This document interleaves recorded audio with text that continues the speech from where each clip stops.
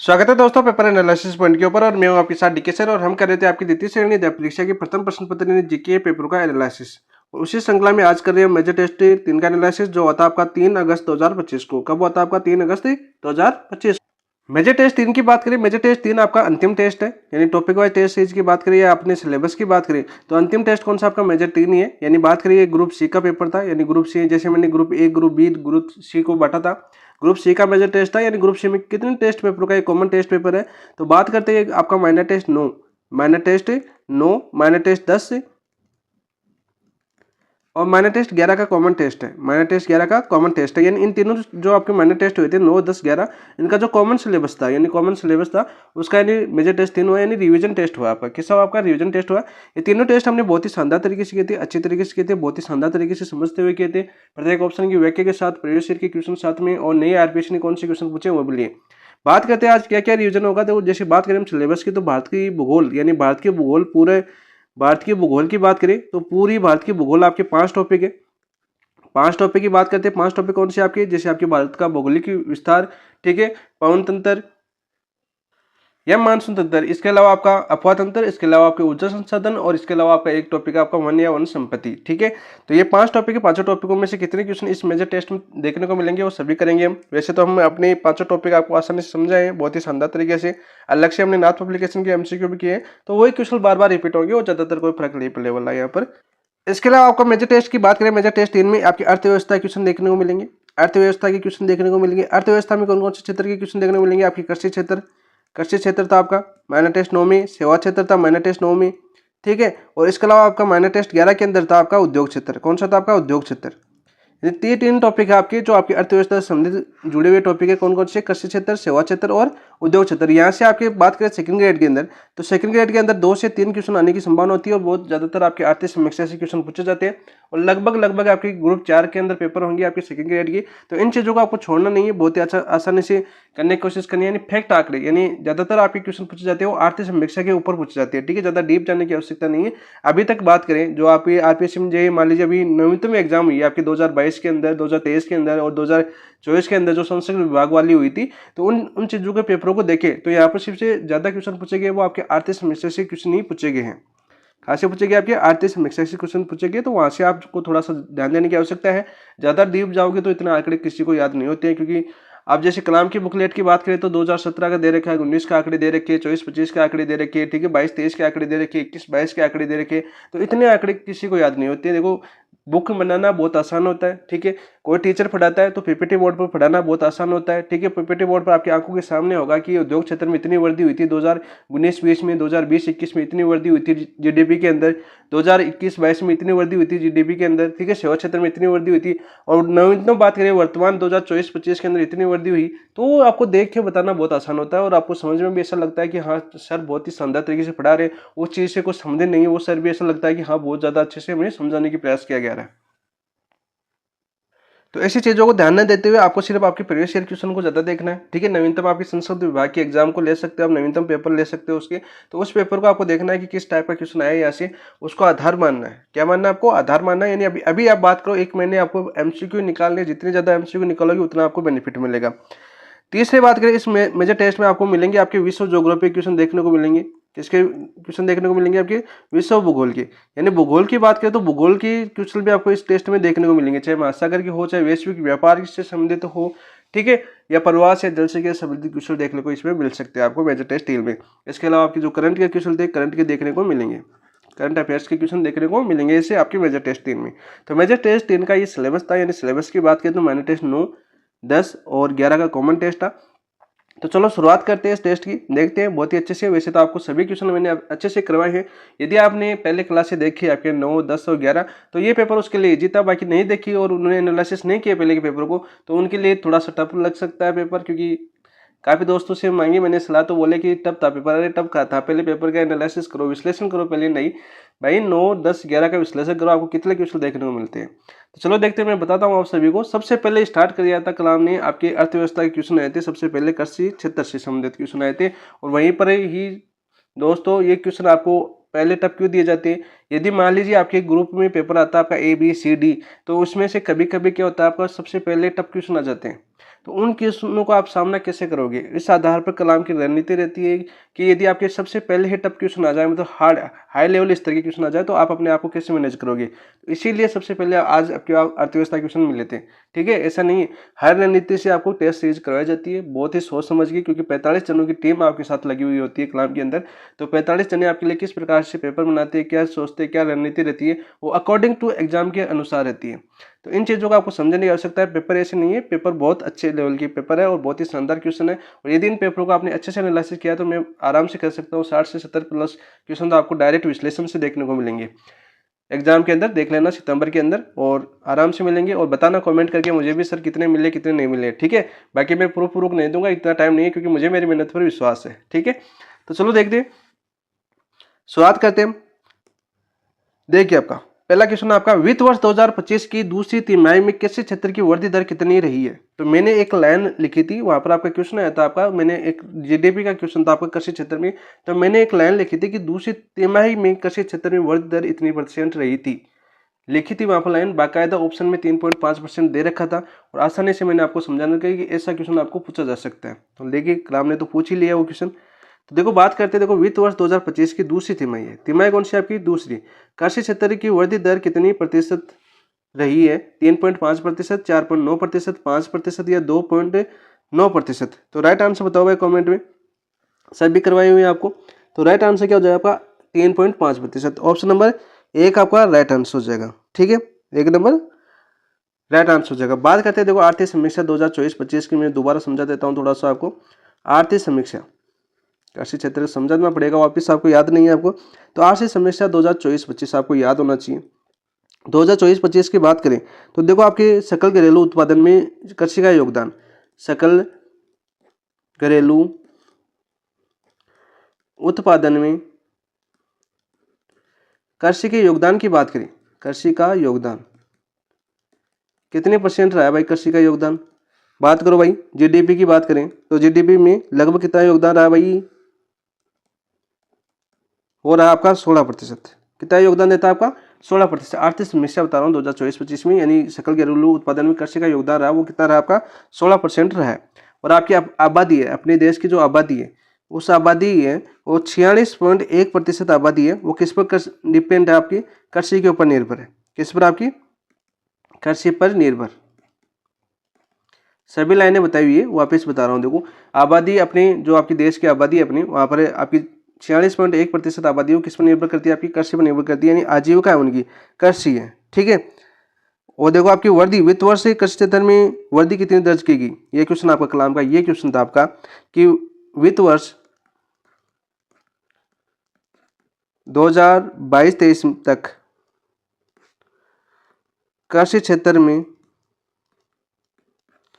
औसत वृद्धि दर कितनी थी, वृद्धि दर कितनी दर्ज की गई, कितनी दर्ज की गई, ऐसा क्वेश्चन आएगा आपका, देख लेना। आरपी से ऐसा क्वेश्चन पूछेगी कोर्ट के अंदर, याद करना। तो राइट क्या हो जाएगा आपका 5%, कितना हो जाएगा आपका 5%, जो आपका ऑप्शन नंबर 3 दे रखा है ना, ये देख लिए 3 कर दिया ना उसका विश्लेषण। इसलिए आपको ऑप्शन भी देखने हैं, ऑप्शनों का भी आपको विश्लेषण करना है। दूसरा क्वेश्चन देखिए, दूसरा क्वेश्चन क्या था आपका, वर्ष 2014 से 15 से 2022-23 तक भारत में कृषि क्षेत्र में किस उप क्षेत्र का CAGR सर्वाधिक रहा। तो मैंने एक डायग्राम बनाया था आपको, मैंने डायग्राम के माध्यम से इसको समझाया था, ठीक है। तो देखिए फसल थी, पशुपालन था, मत्स्य था, ये वानिकी या व लॉगिंग थी। तो यहाँ पर आंसर क्या जाएगा आपका मत्स्य। मैंने क्या बताया था, सर्वाधिक CAGR के बारे में बताया था मैंने, क्या बताया था मैंने कि मत्स्य क्षेत्र में आपका, जो आपका मत्स्य क्षेत्र है वो आपका 13.67% के साथ CAGR के साथ शीर्ष स्थान पर रहा, के साथ शीर्ष स्थान पर रहा। ये कलाम का पूछा हुआ क्वेश्चन है, वही रिपीट हुआ आपका, कितने % के साथ, 13.67% के साथ शीर्ष स्थान पर कौन रहा आपका मत्स्य क्षेत्र। तो हमें तो ये तो पूछा है आपका CAGR सर्वाधिक रहा आपका मत्स्य क्षेत्र का। दूसरे नंबर पर कौन रहा था आपका, दूसरे नंबर पर था आपका, दूसरे नंबर की बात करें तो 12.99% के साथ पशुपालन, तो दूसरे नंबर पर पशुपालन था। ठीक है, दूसरे नंबर पर कौन था आपका? पशुपालन था। और वही देखो आपका जो फसल है, फसल में कितना दर्ज की गई आपकी CAGR की बात करें, दर्ज कितनी हुई आपकी 2.1%। कितनी हुई आपकी 2.1%, तो सर्वाधिक न्यूनतम है, सर्वाधिक न्यूनतम प्राप्त हुई। पशुपालन बता दिया, वानिकी आपकी नगण्य रही थी। ठीक है, वानिकी क्षेत्र में क्या रहा आपका? नगण्य रहा था। ठीक है, ये भी याद कर लेना। और देखो वर्ष में बात करें पशुपालन और मत्स्य क्षेत्र, पशुपालन और मत्स्य क्षेत्र का जो योगदान है, इनके योगदान में क्या हुई आपकी? वृद्धि हुई है। इनका योगदान क्या हुआ आपका? बढ़ा है, योगदान बढ़ा है। जबकि फसल में है ना, आपका योगदान क्या हुआ? आपका कमी हुई है। क्या हुई? आपकी कमी हुई है। ये चीजें आपके आंकड़े हैं जो फैक्ट सीधे आपके क्वेश्चन पूछे जाते हैं। तो देखो इसका आंसर क्या हो जाएगा आपका? ऑप्शन नंबर 3 आपका राइट आंसर हो जाएगा। योगदान बढ़ा है आपकी मत्स्य क्षेत्र का, और सर्वाधिक रहा कितने परसेंट के साथ? 13.67% के साथ। दूसरे स्थान पर पशुपालन है, और सर्वाधिक कमी है आपकी फसल के अंदर 2.1% CAGR स्कोर दर्ज किया गया आपकी फसल का। तो राइट आंसर हो जाएगा ऑप्शन नंबर 3। नेक्स्ट देखो बात करते हैं क्वेश्चन नंबर 3। निम्नलिखित कथनों पर विचार कीजिए करते हुए सही विकल्प का चयन कीजिए। निम्नलिखित कथनों पर विचार करते हुए हमें सही कथनों का चयन करना है। ए दे रखा में राष्ट्रीय सतत कृषि मिशन के एक घटक के रूप में पर ड्रॉप मोर क्रॉप पहल को लागू किया गया। PDMC के तहत छोटे व सीमांत कृषकों को लघु सिंचाई स्थापना हेतु परियोजना लागत की 45% आर्थिक सहायता दी जाती है। तो सही कोड कौन सा है ये हमें बताना है। पहला ऑप्शन दे रखा है आपका केवल ए सही है, केवल बी सही है। तीसरा ऑप्शन दे रखा है ए व बी दोनों सही नहीं है। ठीक है, और चौथा दे रखा आपका ए व बी दोनों सही है। तो यहाँ पर देखो बात करते हैं इसका। पहला देखो आपका ए, देखो आपका राष्ट्रीय सतत कृषि मिशन के एक घटक। देखो ये राष्ट्रीय सतत कृषि मिशन का एक घटक नहीं था। ठीक है, किसका एक घटक था? घटक की बात करें, ये था आपका प्रधानमंत्री किसान सिंचाई योजना का, यानी PMKYC का। किसका घटक था ये आपका? PMKYC, याद है ना आपको? प्रधानमंत्री किसान सिंचाई योजना, किसान सिंचाई योजना। इस प्रधानमंत्री किसान सिंचाई योजना की बात करें, PMKYC, इसका एक घटक था आपका पर ड्रॉप मोर क्रॉप। ठीक है, PDMC, इसका घटक था। इसकी शुरुआत हुई थी आपकी 2015-16 में। कब हुई थी आपकी? 2015-16 में इसकी शुरुआत हुई थी। ठीक है, ये आपका था एक घटक। इसके अलावा इसके बात करें PMKYC के 3 घटक थे। देखो 3 घटक थे। 3 कौन से थे आपके घटक? 3 घटक थे इनमें। एक तो था आपका, पहला घटक था आपका AIBP। दूसरा घटक था आपका इसका KHKKP, यानी हर खेत को पानी, हर खेत को पानी। ठीक है, हर खेत को पानी। और इसका था AIB का मतलब था आपका त्वरित सिंचाई लाभ कार्यक्रम। और तीसरा घटक था इसका PDMC। ठीक है, इसकी शुरुआत हुई थी 2015-16 के अंदर। ठीक है, तो बात हो गई, ये गलत हो गया। ये राष्ट्रीय सतत कृषि मिशन का घटक नहीं था, PMKYC का घटक था। ये योजना आई थी आपकी PMKYC 2015 के अंदर। कब आई थी आपकी? 2015 के अंदर। तो ये तो आपका गलत हो गया, यानी पहला तो आपका गलत हो गया। ठीक है, पहला क्या हो गया आपका? गलत हो गया। दूसरा देखो आपका PDMC के तहत छोटे सीमांत कृषकों को लघु सिंचाई स्थापना हेतु परियोजना लागत 45% आर्थिक सहायता। देखो 45% तो आर्थिक सहायता है, वो दी जाएगी आपकी अन्य किसानों को, यानी जो आपकी लघु सिंचाई स्थापना परियोजना की लागत में नहीं आते। ठीक है, लेकिन लघु सिंचाई स्थापना हेतु परियोजना लागत का कितना प्रतिशत आर्थिक सहायता दी जाएगी? वो दी जाएगी आपकी 55%। कितने परसेंट दी जाएगी आपकी? 55% दी जाएगी। तो ये भी गलत हो जाएगा। तो यहाँ पर आंसर क्या हो जाएगा? ए और बी दोनों गलत है, दोनों सही नहीं है। तो ऑप्शन नंबर 3 आपका राइट आंसर हो जाएगा। देखो आपकी PDMC के तहत छोटे व सीमांत कृषकों को लघु सिंचाई स्थापना है तो परियोजना लागत की 55% की आर्थिक सहायता दी जाएगी। और ये आपका राष्ट्रीय सतत कृषि मिशन का घटक नहीं था, ये था आपका प्रधानमंत्री किसान सिंचाई योजना। तो 2015 में आई थी PMKYC। इसके 3 घटक थे, उसमें से एक घटक आपका ये था, तो 2015-16 से लागू हुआ था। ठीक है, तो दोनों आपको गलत हो जाएंगे। तो आंसर हो जाएगा आपका ऑप्शन नंबर 3। नेक्स्ट बात करते हैं देखो क्वेश्चन नंबर 4। क्वेश्चन नंबर 4 आपका ATE चंद्रा फाउंडेशन अध्ययन में काम में ली जा रही कौन सी तकनीक क्षेत्र विशिष्ट मृदा एवं जल संरक्षण उपायों की योजनाओं को बेहतर बनाने हेतु विकसित की गई है? जो आपका ATE चंद्रा फाउंडेशन अध्ययन में काम में ली जा रही कौन सी तकनीकी क्षेत्र विशिष्ट मृदा एवं जल संरक्षण उपायों की योजनाओं को बेहतर बनाने हेतु उपयोग की जा रही है? आपकी अवनी है, उपज है, साथी है, या क्लाट है? तो यहाँ राइट आंसर क्या हो जाएगा आपका? ऑप्शन नंबर 4 आपका राइट आंसर हो जाएगा। इसका फुल फॉर्म क्या है आपका? Composite landscape assessment and restoration tool. ठीक है, इसका उपयोग किया जा रहा है आपका मृदा संरक्षण तकनीक उपायों को योजनाओं को बेहतर बनाने के लिए। ऑप्शन नंबर 4 आपका राइट आंसर हो जाएगा। एक तो इसका लिया जा रहा है, एक आपका दूसरा ले रहा जा रहा है आपका जो ऑप्शन दे रखा है देखो अवनी। अवनी जो ग्रामीण ऐप है, अवनी ग्रामीण ऐप विकसित किया जा रहा है आपका चंद्रा फाउंडेशन का ये एक आपका ऐप। ये किसे जो एक मोबाइल ऐप है जो आपके जल निकायों के पुनरुद्धार से संबंधित डेटा एकत्रित कर रहा है। जल निकायों के पुनरुद्धार से संबंधित आपके राइट आंसर हो जाएगा। देखो आपके जल संरक्षण, मृदा और जल संरक्षण दोनों से तो आपको क्लैट हो जाएगा। और अवनी ग्रामीण ऐप है या आपके जो पुनरुद्धार के जो आपके मोबाइल ऐप है जल निकायों के पुनरुद्धार हेतु के डेटा एकत्रित करने का विश्लेषण सहायक आपका। ठीक है, अवनी ऐप ये भी आपके चंद्रा फाउंडेशन द्वारा ही चला जा रहा है। तो राइट आंसर हो जाएगा इसका ऑप्शन नंबर 4।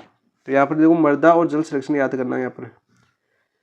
नेक्स्ट और देखो क्वेश्चन नंबर 5 क्या आपका, लघु सिंचाई कोष IMF के संबंध में सही कथनों का चयन कीजिए। सही कथनों का हमें चयन करना करते हैं भाई।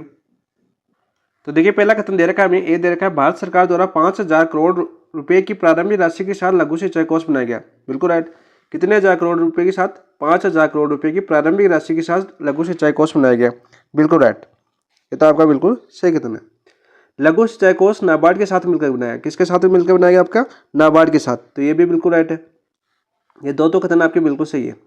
राज्यों को नवीन परियोजनाओं पर MIF के तहत प्राप्त ऋणों पर 4% ब्याज का अनुदान दिया जाएगा। नहीं, 4% अनुदान नहीं दिया जाएगा। कितना आपका? 2% अनुदान दिया जाएगा। कितना प्रतिशत अनुदान दिया जाएगा आपका? 2%। तो ये गलत हो जाएगा क्योंकि यहाँ पर कितना दे रखा था हमें? 4% दे रखा है, लेकिन 4% अनुदान नहीं दिया जाएगा। कितना दिया जाएगा आपका? 2% अनुदान दिया जाएगा। तो आपका देखो कथन की बात कर रहा था तो पहला ए सही है और बी सही है। सही कथन की बात पूछा है तो ए और बी सही है, बाकी सी गलत है। तो देखो कौन सा हो जाएगा आपका राइट आंसर? ए और बी कौन से में? ऑप्शन नंबर 2 आपका राइट आंसर हो जाएगा। क्वेश्चन नंबर कौन सा था ये आपका? क्वेश्चन नंबर 5 का। नेक्स्ट देखो बात करते हैं क्वेश्चन नंबर 6। किस योजना के तहत किसान मान्यता प्राप्त गोदामों में संग्रहित कृषि व बागवानी वस्तुओं के लिए जारी किए गए ENWR के विरुद्ध ऋण प्राप्त कर सकते हैं? CGS, NPF, MIS, KCC, KRP या NIP। तो यहाँ पर राइट आंसर क्या हो जाएगा आपका? 6 का ऑप्शन नंबर 1 आपका राइट आंसर हो जाएगा। 6 का राइट आंसर क्या हो जाएगा आपका? ऑप्शन नंबर 1 आपका राइट आंसर हो जाएगा। ऋण प्राप्त कर सकते हैं आपके CGS, NPF, option number 1। Next बात करते हैं क्वेश्चन नंबर 7। कृषि विस्तार का पर सब मिशन का उद्देश्य। कृषि विस्तार पर सब मिशन का उद्देश्य क्या है? कृषि विस्तार सेवाओं को बढ़ाना। कृषि विस्तार सेवाओं को बढ़ाना, बिल्कुल राइट, ये भी इसका उद्देश्य है। उद्यमिता को बढ़ाना, उद्यमिता को भी बढ़ाना, ये भी है। उत्पादकता में सुधार करना, ये भी है। सत्य की बात करा तो तीनों आपकी सत्य है, यानी कृषि विस्तार सेवा को बढ़ाना, उद्यमिता को बढ़ाना, उत्पादकता में सुधार करना। तो सत्य कोट ABC। तो राइट आंसर हो जाएगा ऑप्शन नंबर 4। ये रिपीट क्वेश्चन है, माइनर टेस्ट का रिपीट क्वेश्चन है। ठीक है, तो राइट आंसर क्या हो जाएगा आपका? Option number 4। नेक्स्ट बात करते हैं क्वेश्चन नंबर 8। कृषि विपणन अवसंरचना उपयोजना कब प्रारंभ की गई? जो आपकी कृषि विपणन अवसंरचना उपयोजना है कब प्रारंभ की गई? आपकी 2014 में, 2015 में, 2016 में, 2017 में। तो राइट आंसर क्या हो जाएगा आपका? 2014 में यह योजना प्रारंभ की गई थी। और बात करें वही इस योजना के तहत, इस उपयोजना के तहत जो आपके मैदानी क्षेत्रों में, यानी मैदानी क्षेत्रों में इस परियोजना के लिए 25% की सब्सिडी दी जा रही थी। मैदानी क्षेत्र की बात करें, मैदानी क्षेत्र में कितनी आपकी? 25% सब्सिडी। कितनी? 25%। वहीं आपकी पूर्वोत्तर बात करें, पूर्वोत्तर पहाड़ी अन्य राज्यों में बात करें, पूर्वोत्तर पहाड़ियों में, पूर्वोत्तर पहाड़ी क्षेत्रों में, यानी जो आपके 7 सिस्टर है उधर आपकी 33.33% की सब्सिडी मिल सकती है। ठीक है, ये आपकी जो SC ST जो प्रमोटर है, ठीक है, महिलाओं के साथ, और आपके जो अन्य निर्दिष्ट क्षेत्र है जो आपके पूर्वोत्तर जो पहाड़ी क्षेत्र है उनमें कितनी सब्सिडी दी जाएगी आपकी? 33.33%। और मैदानी क्षेत्र में ये 25% सब्सिडी दी जाएगी इस योजना के तहत, जो प्रारंभ हुई थी आपकी 2014 के अंदर। कब प्रारंभ हुई थी आपकी? 2014 के अंदर। तो राइट आंसर हो जाएगा ऑप्शन नंबर 1। वही बात करें तो एक क्वेश्चन और याद कर लेना, ये पर 2016 दे रखा है। ठीक है, 2016 में आपकी स्टार्ट हुई थी आपकी, 2016 में कौन सी योजना आई थी? 2016 में आई थी आपकी राष्ट्रीय कृषि बाजार। राष्ट्रीय कृषि बाजार 2016 में इसकी शुरुआत हुई थी। कब हुई थी? 2016 के अंदर। और कृषि विपणन से संबंधित एक योजना और है तीसरी, वो आपकी कृषि अवसंरचना कोष। कृषि अवसंरचना कोष, इसका गठन हुआ था आपका इसका गठन कब होता है आपका, कृषि अवसंरचना कोष का गठन होता है आपका 2020 के अंदर। कब होता है, 2020 के अंदर। ये तीनों योजनाएं थी कौन सी आपकी, ये तो आपकी राष्ट्रीय कृषि बाजार, ठीक है, राष्ट्रीय कृषि बाजार जिसकी योजना शुरुआत हुई थी 2016 के अंदर। एक आपकी दूसरी नंबर की आई थी फिर आपकी कृषि विपणन अवसंरचना जिसकी शुरुआत थी आपकी 2014 के अंदर।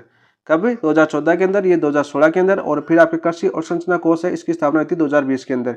ये तीनों योजनाएं हैं, ये तीनों संबंधित आपकी कृषि विपणन से, किससे संबंधित, आपकी कृषि विपणन से संबंधित है। तो राइट आंसर हो जाएगा ऑप्शन नंबर 1। और ये तीनों योजनाएं आप याद कर लेना, कृषि विपणन से संबंधित तीनों योजनाएं, तीनों मैंने आपको बता दी। नेक्स्ट देखो बात करते हैं क्वेश्चन नंबर 9। भारत में न्यूनतम समर्थन मूल्य की सिफारिशें किसके द्वारा की जाती है। भारत में जो न्यूनतम समर्थन मूल्य है इसकी सिफारिशें किसके द्वारा की जाती है, किसान आयोग द्वारा, कृषि लागत व मूल्य आयोग द्वारा, नाबार्ड द्वारा, या भारतीय रिजर्व बैंक द्वारा। तो राइट आंसर हो जाएगा कृषि लागत मूल्य आयोग द्वारा। किसके द्वारा, आपका कृषि लागत मूल्य आयोग द्वारा। ऑप्शन नंबर 2 आपका राइट आंसर हो जाएगा। नेक्स्ट देखो बात करते हैं 10। डिजिटल कृषि मिशन 2024 में 3 प्रमुख स्तंभों में सम्मिलित नहीं है। जो आपकी डिजिटल कृषि मिशन 2024 है 3 प्रमुख स्तंभों में कौन सा सम्मिलित नहीं है, ये मैं बताना है। सबसे पहले तो आपको ये याद होना चाहिए जो कृषि डिजिटल मिशन 2024 है इसकी शुरुआत कब हुई थी, केंद्र सरकार ने इसकी शुरुआत की थी आपकी 2 सितंबर 2024 को। कब शुरुआत हुआ था, ये योजना आई थी आपकी 2 सितंबर 2024 को ये योजना आई थी। इसका बजट कितना था, बजट की बात करें तो इसका बजट था आपका 2817 करोड़ इसका बजट था, ठीक है। इसमें केंद्र की हिस्सेदारी कितनी है आपकी, केंद्र की हिस्सेदारी की बात करें तो इसकी केंद्र की हिस्सेदारी कितनी है इस योजना के अंदर, 1940 करोड़, ठीक है। तो इस योजना के 3 स्तंभ थे, कितने, 3 प्रमुख स्तंभ थे जिसमें कौन कौन से शामिल थे। देखो पहला था आपका एग्रीस्टेक, ठीक है। एग्रीस्टेक यानी किसान की पहचान की बात है, आपकी डीपीआई की बात करें, फॉर्म रजिस्टर वगैरह, भू संदर्भी गांवों के नक्शे वगैरह थे इसमें शामिल, बोई गई फसल की रजिस्ट्री, तो ये तो आपका शामिल था, ठीक है, एग्रीस्टेक। दूसरा देख कृषि निर्णय सहायता प्रणाली, ये भी आपका सहायता, कृषि निर्णय सहायता प्रणाली ये भी बिल्कुल शामिल था इसमें, जिसमें भू स्थानिक डाटा, मौसम डाटा जैसे सूखा, बाढ़ की निगरानी इसमें थी आपकी कृषि निर्णय सहायता प्रणाली के अंदर। भूजल और भूजल उपलब्धता डेटा, कृषि उपज और बीमा मॉडलिंग ये आपका इसके अंदर शामिल था। तीसरा आपका व्यापक मृदा उर्वरता व प्रोफाइल मानचित्रण ये भी आपका इसमें शामिल था, ठीक है।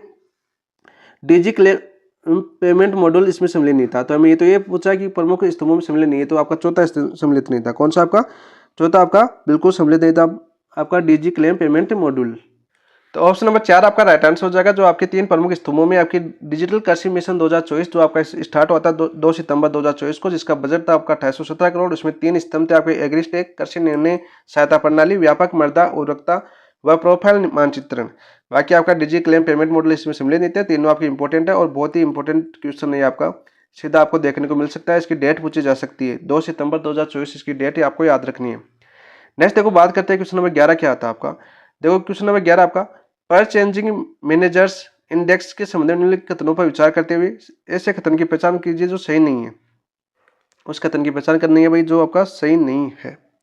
चलो देखो HSBC का India services purchasing managers index PMI व्यापक रूप से उपयोग में लिया जाने वाला उच्च आवर्ती सूचकांक है। उच्च आवर्ती सूचकांक है, बिल्कुल राइट। PMI सेवा रिपोर्ट के अनुसार अगस्त 2021 से सेवा क्षेत्र लगातार 41 माह तक विस्तार दायरे में रहा, बिल्कुल राइट। वित्त वर्ष 2025 के पहले 5 महीनों में सूचकांक 50 के नीचे रहा।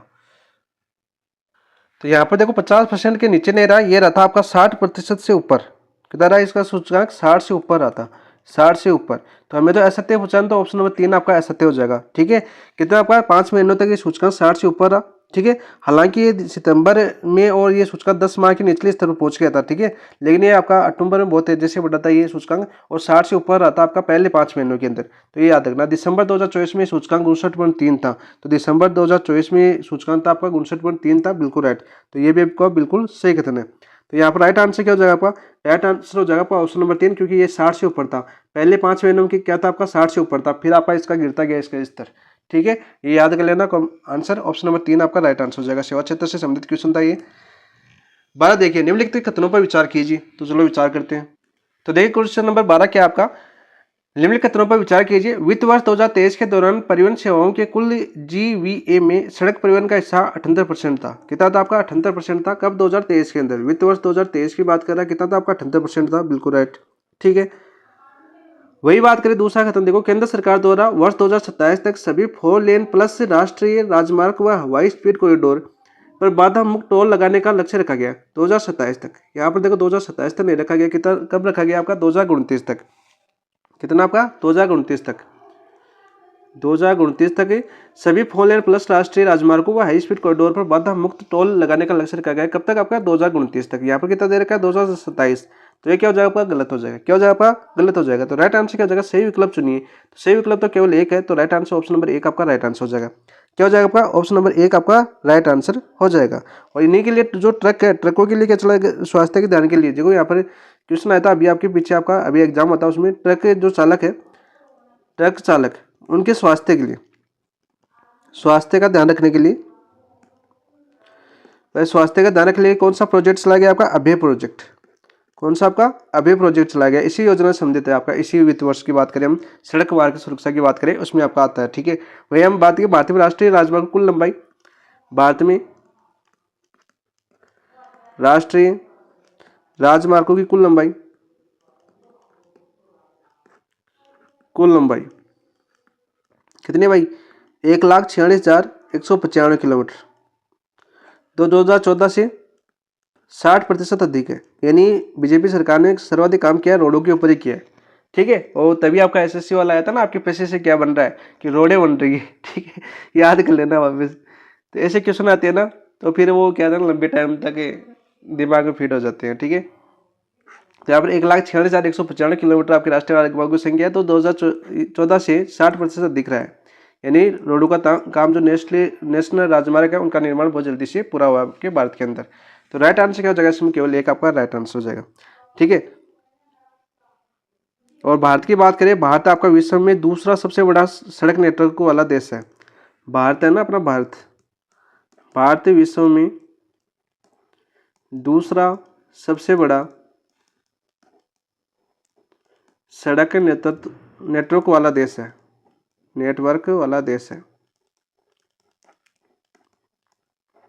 याद करना भाई, ये भी आपको लिए इंपॉर्टेंट बन सकता है क्वेश्चन, ये जो पे से डीप जाना चाहिए। तो 13 देखिए आपका, वित्त वर्ष 2023 में सभी राज्यों के कुल सेवा क्षेत्र में जीएसवीए में महाराष्ट्र, कर्नाटक, तमिलनाडु, उत्तर प्रदेश व गुजरात का सामूहिक योगदान कितना रहा। 40% से 50% के बीच, 70% से अधिक, 50% से अधिक या 40% से कम। तो 2013 में राइट आंसर क्या हो जाएगा आपका 50% से अधिक रहा है। क्या रहा है आपका 50% से अधिक रहा है। नेक्स्ट देखिए क्वेश्चन नंबर 14 की बात करते हैं। 14 क्या था आपका, किसी क्षेत्र में लोक प्रशासन के योगदान को छोड़कर जीएसवीए में सेवाओं की हिस्सेदारी व प्रति व्यक्ति सेवा जीएसवीए के बीच कौन से संबंध में यह निष्कर्ष निकाला जा सकता है कि इन क्षेत्रों में वाणिज्यिक सेवाओं का उत्पादन अधिक रहा है। कम सेवा गहनता व कम प्रतिशत सेवा, कम सेवा गहनता व उच्च प्रति व्यक्ति सेवा, उच्च सेवा गहनता व कम प्रति व्यक्ति सेवा, उच्च सेवा गहनता व उच्च प्रति व्यक्ति सेवा। तो किस में हो जाएगा राइट आंसर, देखो 14 का राइट आंसर हो जाएगा ऑप्शन नंबर 2, कम सेवा गहनता व उच्च प्रति सेवा। ठीक है, वाणिज्य सेवाओं की उत्पादकता अधिकतम है या नहीं है, इनके प्रति आपका निकाला जा सकता है, निष्कर्ष निकाला जा सकता है। कहाँ से, आपकी कम सेवा गहनता व उच्च प्रति व्यक्ति सेवा से। ऑप्शन नंबर 2 आपका राइट आंसर हो जाएगा। Open network for digital commerce द्वारा बासिनी के साथ मिलकर व्यवसाय को उनके खरीदार पक्ष ऐप बनाने में सहायता करने के लिए कौन सा ऐप विकसित किया गया आपका, समर्थ, सक्षम, संचार और सारथी। तो राइट आंसर क्या हो जाएगा इसका, आपका सारथी ऐप विकसित किया गया है। कौन सा आपका सारथी, ऑप्शन नंबर 4 आपका राइट आंसर हो जाएगा। नेक्स्ट बात करते हैं क्वेश्चन नंबर 16 की। सूची पृष्ठ को सूची सेकंड के साथ सम्मिलित कीजिए और नीचे दिए कोड का सही उत्तर का चयन कीजिए। चलो देखो आपके 15 क्वेश्चन आपके जो सेवा क्षेत्र और कृषि क्षेत्र से संबंधित थे वो हमने कंप्लीट कर लिए। ये जो आपके 15 क्वेश्चन थे आपके सेवा क्षेत्र और कृषि क्षेत्र से संबंधित थे, सेवा क्षेत्र व कृषि क्षेत्र से संबंधित थे। और किससे संबंधित थे, आपकी अर्थव्यवस्था से। किससे संबंधित थे, आपकी अर्थव्यवस्था से थे। ठीक है, जिसमें 3 या 4 क्वेश्चन नए बनाए गए, बाकी आपके प्रीवियस ईयर जो आपके माइनर टेस्टों का एनालिसिस किया था हमने, वही क्वेश्चन आपको वापस यहाँ पर देखने को मिले हैं। ठीक है, नेक्स्ट देखो बात करते हैं क्वेश्चन नंबर 16। ये आपके भारत की भूगोल स्टार्ट हो चुकी है। ठीक है, भारत की स्कूल स्टार्ट हो चुकी है। तो यहाँ पर देखो पंजाब, कश्मीर, हिमालय दे रहा। तो आपको एक मॉडल पढ़ाया था मैंने सिडनी बर्नार्ड का। कौन सा आपका, सिडनी बर्नार्ड। तो सिडनी बर्नार्ड ने आपके हिमालय को कितने भागों में बांटा गया, हिमालय को 4 भागों में बांटा था। कितने भागों में बांटा था हमने, 4 भागों में बांटा था। ठीक है, नदियों के आधार पर। किसके आधार पर बांटा था इन्होंने, नदियों के आधार पर, नदियों के आधार पर। तो आराम से पता लगा सकते हो कौन सा हिमालय का इसी। तो सूची पृष्ठ और सूची देखो, पंजाब और कश्मीर हिमालय दे रखा है। तो पंजाब और कश्मीर हिमालय और कुमाऊं हिमालय, ये था जगह आपका जम्मू कश्मीर, हिमाचल प्रदेश में फैला हुआ है। कुमाऊं हिमालय आपका क्या है यूके के अंदर यानी उत्तराखंड के अंदर। दार्जिलिंग सिक्किम हिमालय, ये आपका इधर आ जाएगा पश्चिम बंगाल वगैरह, दार्जिलिंग पश्चिम बंगाल। अरुणाचल प्रदेश, ठीक है, ये यहाँ पर। तो यहाँ पर देखो हमें सूचियाँ मिलानी है, तो लास्ट नामचा बरुआ है, ठीक है, लास्ट कौन सा आपका नामचा बरुआ। यदि हिमालय के विस्तार की बात करें तो मैंने बताया था आपको वहाँ पर कि नंगा पर्वत से स्टार्ट होता है आपका नंगा पर्वत, ठीक है, लद्दाख से शुरू होता है आपका महान हिमालय। कौन सा आपका महान हिमालय, हिमालय आ सकता है, इसके उपनाम भी आ सकते हैं, वर्थ हिमालय आ सकता है, ठीक है, आंतरिक हिमालय आ सकता है।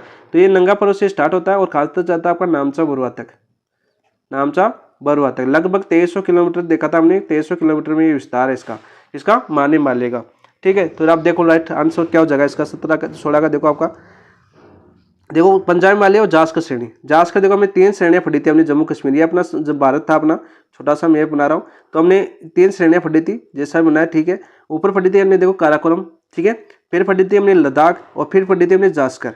पढ़ी कि नहीं पढ़ी थी? पढ़ी थी सर, कि काराकोरम, लद्दाख और जास्कर 3 श्रेणियां पढ़ी थी। तो पंजाब और कश्मीर हिमालय कौन सा आ गया आपकी? जास्कर आ जाएगी, ठीक है, जास्कर पहला। कुमाऊं हिमालय में कौन सी आ जाएगी फिर? चाहे कुमाऊं हिमालय के अंदर कौन सी आ जाएगी आपकी? शिवालिक श्रेणी। कौन सी आ जाएगी आपकी? शिवालिक श्रेणी, जो आपका खंड रूप में विस्तृत है। कैसे में आपका? खंड रूप में विस्तृत है। नवीनतम हिमालय है, कौन सा आपका? नवीनतम हिमालय। नवीनतम हिमालय की बात करें तो कौन सा आपका वर्तमान में शिवालिक आपका हिमालय वो नवीनतम रूप है, और इसको अलग अलग राज्यों में अलग अलग श्रेणियों के रूप में बटा हुआ है, यानी खंडित रूप में ये फैला हुआ है। जैसे आपकी आबू और मिसमी वगैरह पढ़ी थी हमने अरुणाचल प्रदेश में, आपके नेपाल में आपके अलग नाम से श्रेणी जनजाति, आपकी धौलाधर वगैरह ये आपकी हिमाचल प्रदेश इधर जम्मू कश्मीर में वगैरह फैली हुई है। दार्जिलिंग और सिक्किम में कौन सा आ जाएगा आपका? तो यहाँ पर जनजाति दे रखी है आपकी लेपचा जनजाति, वो दार्जिलिंग क्षेत्र, यानी दार्जिलिंग क्षेत्र कौन से एरिया में पड़ता है आपका? वेस्ट बंगाल। कौन से में? आपके वेस्ट बंगाल के अंदर। तो नामचा जनजाति आ जाएगी। अरुणाचल प्रदेश में आपके नामचा बरुआ, देखो आपका महान हिमालय है, उसका अंत कहाँ पर होता है, यानी श्रेणी का जो लास्ट तक जाते फैली हुई उसको क्या बोला जाता है? आपका नामचा बरुआ तक, ठीक है। तो ऑप्शन नंबर डी का 3 हो जाएगा। तो राइट आंसर देखो अब, तो राइट आंसर हो जाएगा आपका 1 2 4 3, तो ऑप्शन नंबर 4 आपका राइट आंसर हो जाएगा। 16 का क्या हो जाएगा आपका? ऑप्शन नंबर 4 आपका राइट आंसर हो जाएगा। थोड़ा फास्ट करेंगे, अच्छे से पढ़ाया हुआ सभी। नाथ पब्लिकेशन बुक का एनालिसिस किया हुआ है, ठीक है, MCQ का बहुत ही शानदार तरीके से, ठीक है। माइनर टेस्ट है 9 10 से 11 देख लेना, 9 10 और 11 है। बहुत ही अच्छे से भारत की भूगोल पूरी कंप्लीट करवाई है। लगभग रिवीजन, चाहे अफवाह तंत्र हो, चाहे आपका मानसून तंत्र हो, चाहे आपका भौगोलिक स्थिति हो भारत की, चाहे आपका वन संपदा हो, चाहे आपकी ऊर्जा संसाधन हो, यानी आपके जो 5 टॉपिक है, 5 बहुत ही शानदार तरीके से आपको करवाया गया, आप आसानी से देख सकते हैं। नेक्स्ट देखो क्वेश्चन नंबर 17, निम्नलिखित कथनों पर विचार कीजिए। कथन दे रखे हैं, कौन सा कथन सही है, कौन सा कथन गलत नहीं है। तो देखो पहला दे रहा है, कर्नाटक के पठार का पूरी भाग मालनाड खिलाता है। जो कर्नाटक का पठार है उसका पूरी भाग क्या खिलाता है? मालनाड खिलाता है, बिल्कुल राइट है। ये तो आपका पार्श्वनाथ छोटानागपुर पठार का सबसे सर्वोच्च शिखर है। बार बार ये आपके मैंने टेस्ट में रिपीट हुआ था आपका, और आपके सेकंड ग्रेड में पूछा गया भी है। मैंने टेस्ट में रिपीट मैंने बताया था, छोटानागपुर का पठार है तो आपके दामोदर नदी घाटी, दामोदर नदी क्षेत्र है, और ये दामोदर नदी है, इसको 2 भागों में विभाजित करती है। कितने भागों में? आपके 2 भागों में विभाजित करती है। ऊपर का भाग क्या कहलाता है आपका? ऊपर का भाग कहलाता है आपका हजारीबाग का पठार, हजारीबाग का पठार, और नीचे का भाग कहलाता है आपका रांची का पठार, रांची का पठार। और भारत के लिए बात करिए, भारत के लिए दामोदर नदी घाटी आपके रूट क्षेत्र के रूप में जानी जाती है, आपकी रूट क्षेत्र के रूप में। इसी दामोदर नदी बेसिन को आपके जैविक मरुस्थल की उपमा दी गई है।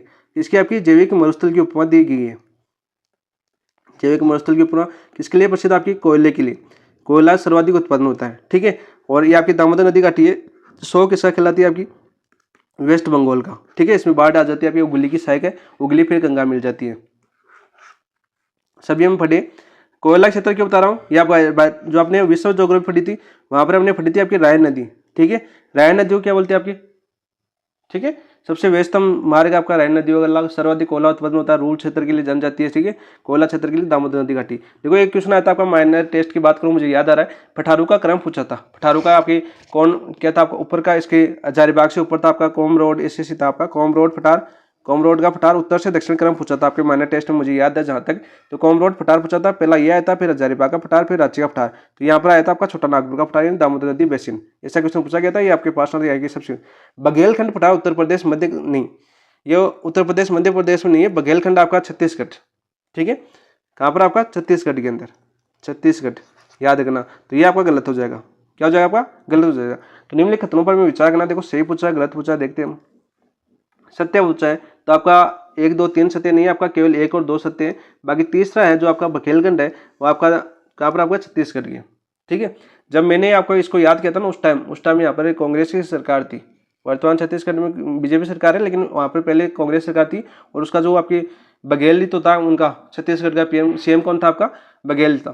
ठीक है, तो उसके हिसाब से मैंने उसको उस टाइम याद किया था 2022 में जब सेकंड ग्रेड की एग्जाम हो रही थी। तो छत्तीसगढ़ आपका राइट आंसर हो जाएगा इसका।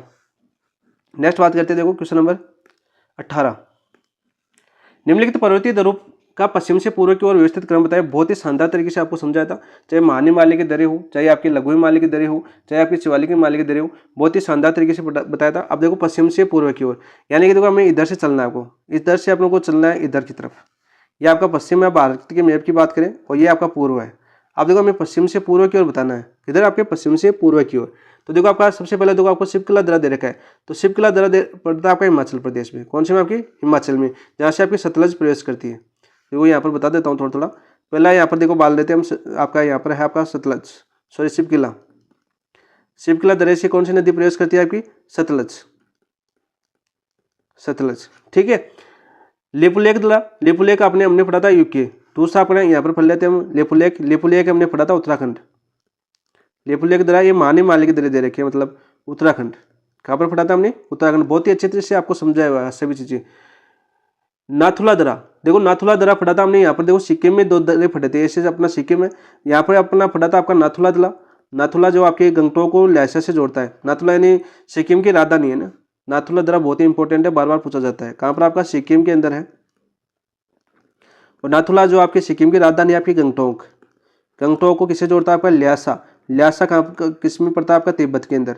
और भारत और चीन के बीच व्यापार होता है ना, वो इसी दर्रे से होकर होता है। कौन सी दर्रे से, आपके गंगटोक और ल्हासा के अनुसार, यानी इस दर्रे से होता है। और इधर फिर आपने इससे आगे पढ़ा था हमने जलेफला दर्रा। जलेफला भी आपका कहाँ पर, आपका सिक्किम के अंदर है। बोमडिला कौन सी में, आपका बोमडिला दर्रा पड़ता है आपका अरुणाचल प्रदेश में, अरुणाचल प्रदेश के अंदर। तो हमें ये तो पूछा था, यह जगह आपका सिक्किम। कौन सी में जगह आपका, सिक्किम। तो देखो हमारा पश्चिम से पूर्व की ओर इधर से हम चलना है। तो यहाँ पर कौन, शिवकिला दर्रा अरुणाचल प्रदेश, लिपुलेखला उत्तराखंड, नाथुला सिक्किम के अंदर, बोमडिला अरुणाचल प्रदेश। यानी ऑप्शन नंबर 1 आपका राइट आंसर हो जाएगा। और ये सभी दर्रे कहाँ से, कौन से हिमालय के, सभी दर्रे आपके महानी हिमालय के, महानी हिमालय के दर्रे। और आराम से आसानी से आपको सभी दर्रे याद करवाए गए।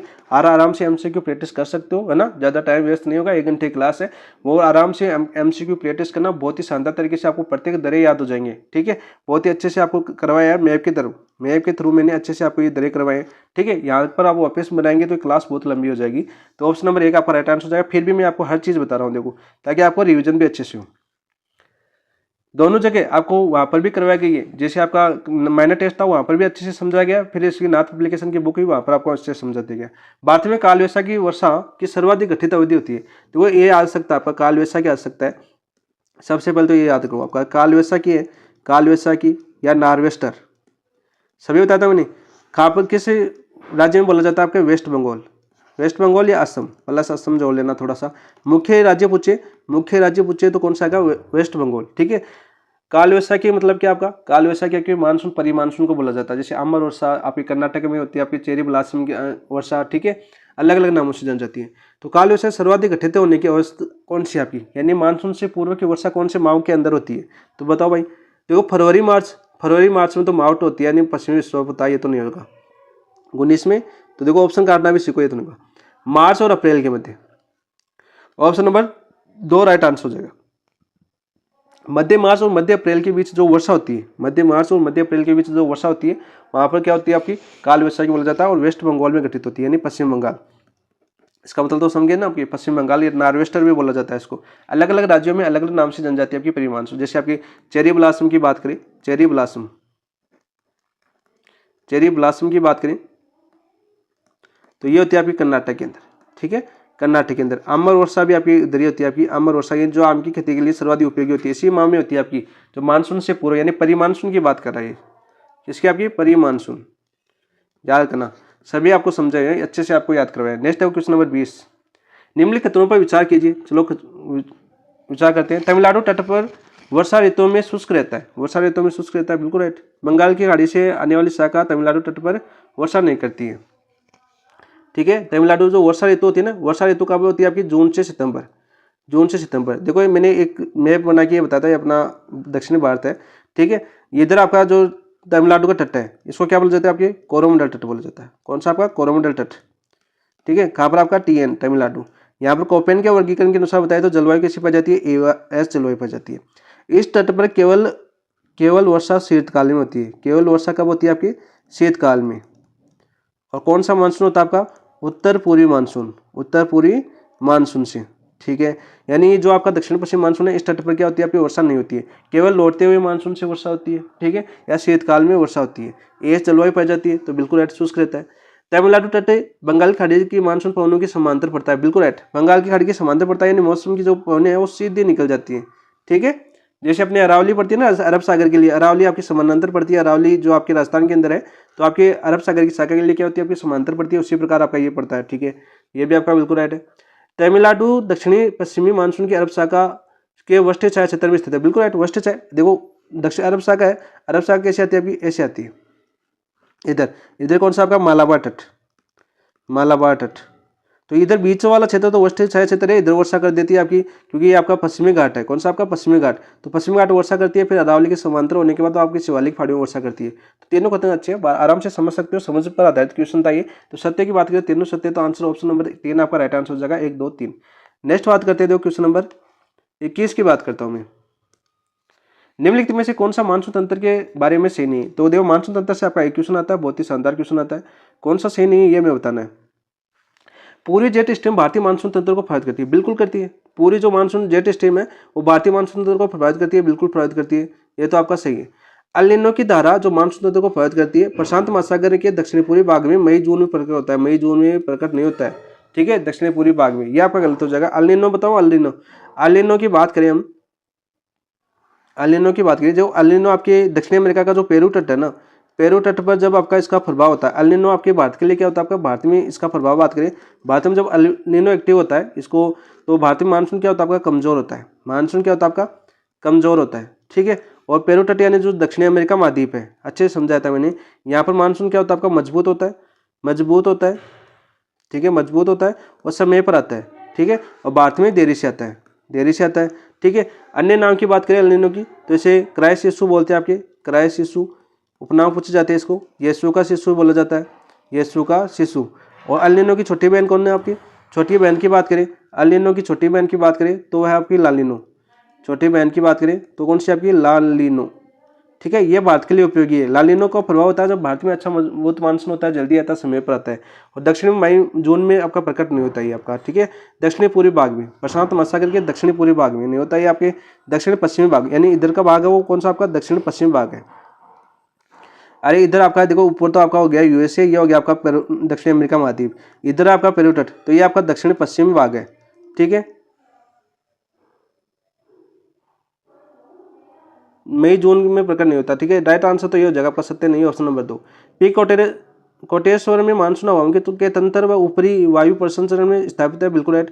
मानसून तंत्र को समझाने वाला वायुराशि सिद्धांत ITC-Z स्थापित पर आधारित है, बिल्कुल राइट। ITC-Z आपके गंगा के मैदान में देखा जाता है आपका मानसून तंत्र के आधार पर, तो ये भी आपका बिल्कुल सही है। तो राइट गलत कौन सा हो जाएगा आपका, सही नहीं है, कौन सा नहीं है आपका, ऑप्शन नंबर 2 आपका सही नहीं है, ठीक है। नेक्स्ट देखो बात करते हैं क्वेश्चन नंबर 22। निम्नलिखित नदी युग में असम्मिलित है, अब देखो इनका उद्गम तो आसानी से याद करवाया था। यमुना बंदरपूछ की पहाड़ी से निकलती है, गंगा की दाईं ओर की सबसे लंबी नदी, गंगा की दाईं ओर की सबसे लंबी नदी, लंबी साइक। हरा सोना के लिए प्रसिद्ध कौन सी आपकी, यमुना, मथुरा बांग्लादेश से हरा प्रदूषण हो रहा है यहाँ पर। सोन आपकी अमरकंटक की पहाड़ी से निकलती है, कौन सी आपकी, मैकाल श्रेणी, मैकाल श्रेणी है आपकी, कहाँ से निकलती है आपकी, MP से, और आपकी गंगा में मिल जाती है। पेनार, बैतूल के पठार, ब्रह्मपुत्र, चेमायुंगडुंग ग्लेशियर, चेमायुंगडुंग हिमनद, तो राइट आंसर क्या हो जाएगा आपका, 22 की बात करें तो ये भी आपका बिल्कुल सही है, ब्रह्मपुत्र आपका चेमायुंगडुंग ग्लेशियर से निकलती है आपकी, मानसरोवर तिब्बत, चीन आपके उधर आपके तिब्बत में किस नाम से जानी जाती है आपकी, सांगपो के नाम से, ठीक है। भारत में प्रवेश करती है किस नाम से, दिहांग के नाम से। कौन से दरे से प्रवेश करती है आपकी, यांगयाप दरे से, यांगयाप दरे से आपके भारत में प्रवेश करती है, कौन सी नदी आपकी, ब्रह्मपुत्री, और किस में प्रवेश करती है आपकी, अरुणाचल प्रदेश में। फिर असम में आपका इसका नाम क्या पड़ जाता है आपका, इसमें ब्रह्मपुत्र, ब्रह्मपुत्र देखो यहाँ से निकलती है आपकी, ये अपना भारत है, पूरी भारत। यहाँ से एक दर्रा है आपका यांगाब दर्रा, इस यांगाब दर्रे से प्रवेश करती है। असम में आपकी ब्रह्मपुत्र कहलाती है। मानस संकोच है, इसकी सहायक नदी है। फिर बांग्लादेश में ये आपकी किसके नाम से जान जाती है, आपकी जमुना के नाम से। इधर से गंगा जाती है, बांग्लादेश में गंगा आपकी पद्मा के नाम से जन जाती है। दोनों मिलने के बाद मेघना के नाम से जन जाती है, मेघना। और फिर बंगाल खाड़ी में इधर इधर आपकी गंगा की सहायक नदी आपकी हुगली। हुगली और मेघना के बीच का जो क्षेत्र है वो आपके सुंदरवन डेल्टा के रूप में जाना जाता है, सुंदरवन का डेल्टा, जो विश्व धरोहर में शामिल है। अच्छे से समझाएगा। पेनार आपकी बेताल पहाड़ का पठार से निकलती है। आपकी पेनार की बात करें, आपकी पेनार का उद्गम कहाँ से होता है भाई? मुझे तो नंदीदुर्ग याद आ रहा है, नंदीदुर्ग। बैतूल के पठार से नहीं होता आपका, नंदीदुर्ग की पहाड़ी से होता है आपका, नंदीदुर्ग की पहाड़ी। कहाँ से है आपकी? कर्नाटक के अंदर। कहाँ पर पड़ती है आपकी? कर्नाटक के अंदर पड़ती है। ठीक है, नंदीदुर्ग पर्वतमाला से निकलती है आपकी, ये कर्नाटक के अंदर। चिक्काबल्लापुरा जिला है आपका कर्नाटक का, चिक्काबल्लापुरा कर्नाटक। ठीक है, नंदीदुर्ग पहाड़ी याद है मुझे, और ये ऐसे निकलती है आपकी पेनार नदी। तो सम्मिलित कौन सा जगह? Option number 3। नेक्स्ट बात करते हैं तो क्वेश्चन नंबर 23। प्रायद्वीपीय प्रवाह तंत्र में निम्नलिखित में सत्य नहीं है। चलो भाई, प्रायद्वीपीय प्रवाह तंत्र के बारे में निम्नलिखित में से सत्य कौन सा नहीं है, ये मैं बताना है। ठीक है, ये नदियां अनुवर्ती पुनर्युवनित अपवाह प्रणाली वाली है, बिल्कुल राइट। आपकी प्रायद्वीपीय भारतीय नदियों की बात करें तो ये अपना प्रायद्वीपीय भारत आपका दक्षिण भारत हो गया। यहाँ से आपकी स्वर्णरेखा, ब्राह्मणी, क्रम भी याद कर लेना। देखो, स्वर्णरेखा, ब्राह्मणी, वैतरणी, ठीक है, महानदी, त्र्यंबकम महाराष्ट्र से निकलती है आपकी गोदावरी, दक्षिण भारत की सबसे लंबी नदी। ठीक है, गोदावरी, कृष्णा, पेनार, कावेरी, ठीक है, और वेगई। सभी नदियों का क्रम भी बताया हुआ आपका, ये क्रम पूछा जा चुका है आपको, पहले भी बताया था और आज भी बता रहा हूँ, वापस रिपीट करवा रहा हूँ। देखो, दक्षिण भारत की सभी आपको नदियां करवा दी जो आपकी बंगाल की खाड़ी में गिरती है। इधर आपकी नर्मदा आती है, ताप्ती आती है।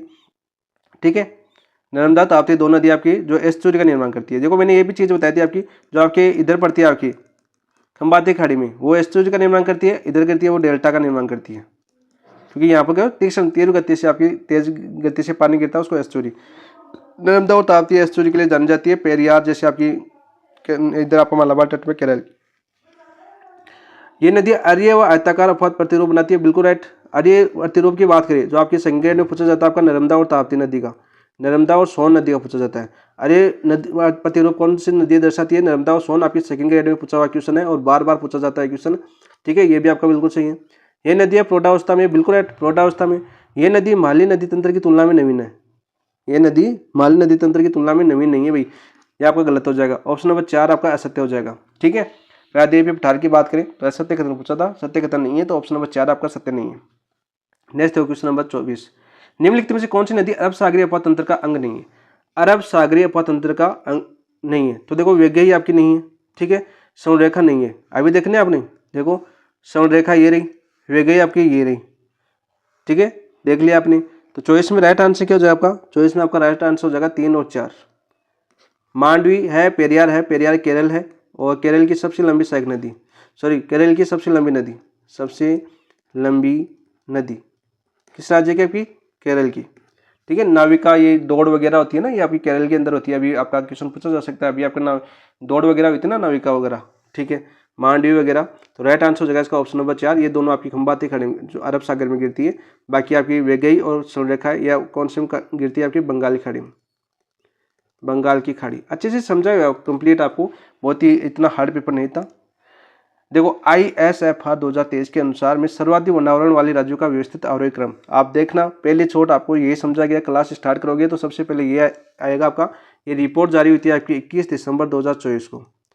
कब जारी हुई थी? आपकी 21 दिसंबर 2024 को। और वनावरण वाला प्रतिशत में बताया था और क्षेत्रफल में भी बताया था, दोनों बताया था। तो यहाँ पर देखो क्या दे रखा है हमें, देखो प्रतिशत में सबसे पहले मिजोरम आएगा, याद कर लेना। प्रतिशत सर्वाधिक 85% है मिजोरम में, कितने? 25%।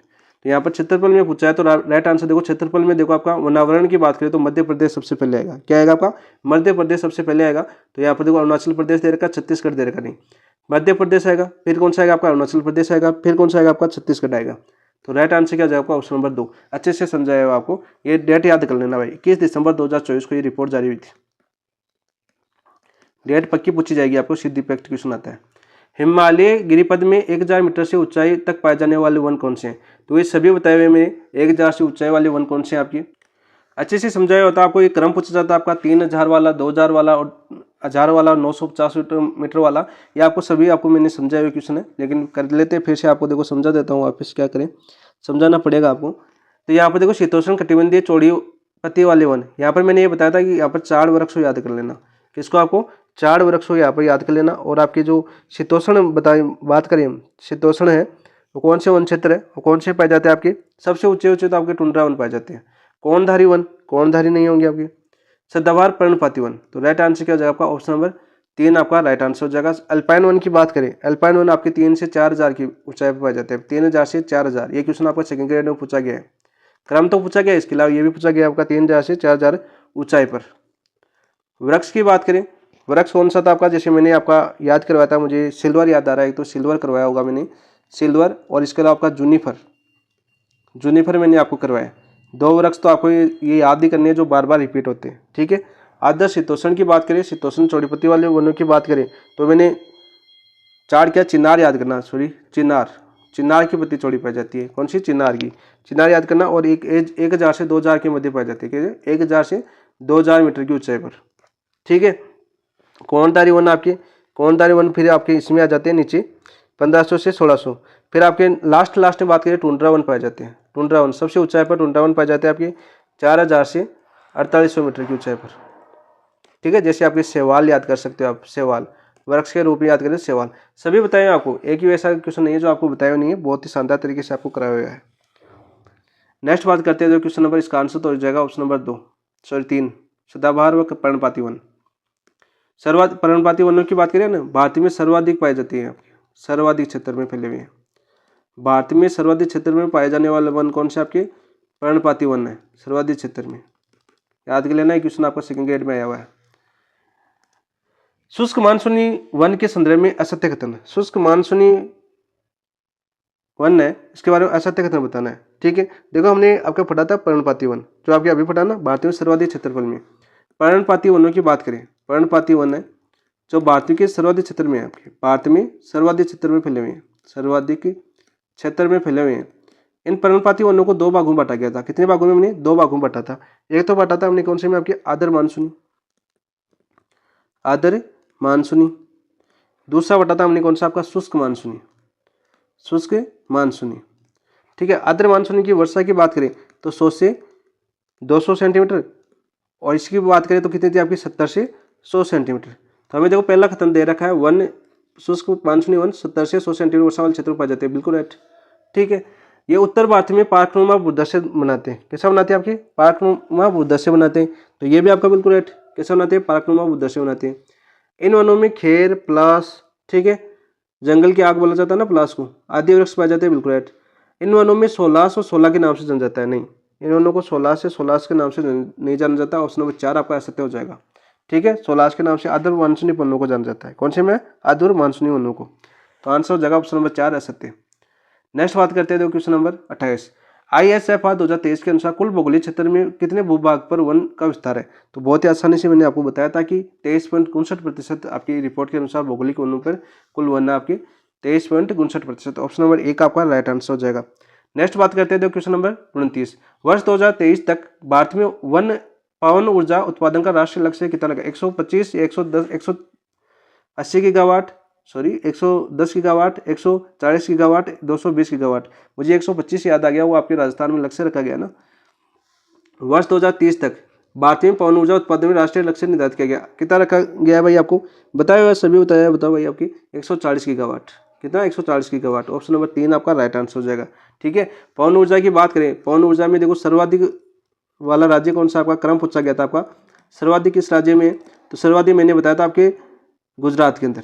किसमें? आपके गुजरात के अंदर। फिर दूसरे नंबर पर अपना कौन सा था? आपका कर्नाटक, सॉरी तमिलनाडु। कौन सा था आपका? तमिलनाडु। और राजस्थान का स्थान कौन सा था आपका? राजस्थान, अपने राजस्थान का स्थान मैंने बताया था 5वां। राजस्थान का स्थान कौन सा बताया था? 5वां। और देखो 100 कितना था? 125 मीटर था, 130 मीटर, 120 मीटर था ना, 120 मीटर संभावना, यानी 120 मीटर ऊंचाई वाली संभाव्य राज्य में बात करें, संभावना की बात करें, 120 मीटर ऊंचाई संभावना की बात करें पवन ऊर्जा में, तो पवन ऊर्जा में बात करें तो 120 मीटर में फर्स्ट पे था अपना गुजरात। कौन सा था आपका? गुजरात। और 150 मीटर की बात करें, 150 मीटर की ऊंचाई में बात करें, सभी बताइए आपकी संभावना पवन ऊर्जा में राजस्थान फर्स्ट पे कौन अपना? राजस्थान। यानी 150 मीटर की ऊंचाई में बात करें तो फर्स्ट पे कौन आ जाएगा अपना? राजस्थान आ जाएगा। ठीक है, सबसे बताया था। और कुल अधिष्ठापित क्षमता बताई थी मैंने, अधिष्ठापित क्षमता, स्थापित क्षमता।